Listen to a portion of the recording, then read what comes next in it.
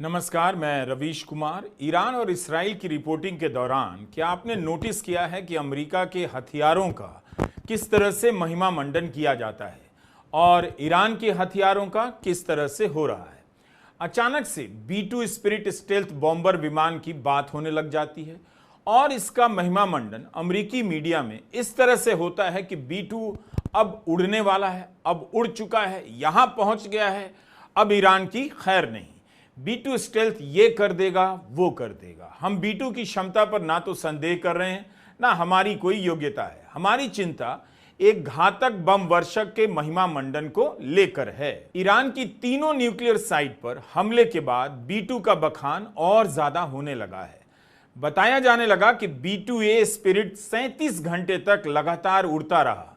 बीच हवा में कई बार ईंधन भरना पड़ा। कहीं यह भी छपा मिला कि अमेरिका ने ऐसे 6 B-2A बॉम्बर भेजे।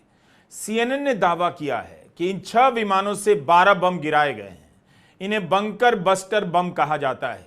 अमेरिकी मीडिया में इस बॉम्बर को नायक की तरह पेश किया जा रहा है, लेकिन ईरान के लिए खलनायक भी हो सकता है।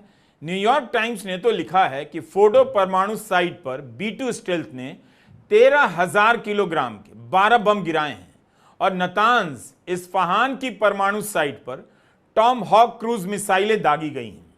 ट्रंप भी कहते रहते हैं कि इस तरह की क्षमता वाला बम गिराने का विमान केवल अमेरिका के पास है, किसी और के पास नहीं।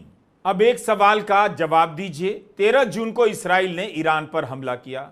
तब से लेकर 22 जून तक आपने इसराइल के अभेद्य, अचूक और अतुलनीय हथियारों के बारे में कुछ सुना, कुछ नया देखा कि इसराइल ने अपने इन हथियारों से दुनिया को चौंका दिया है, ईरान को हतप्रभ कर दिया है।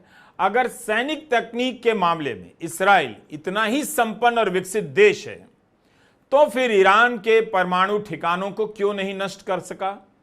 हमला तो उसने भी किया, जैसा कि इसराइल ही दावा कर रहा है। क्यों इसराइल को B-2 बंकर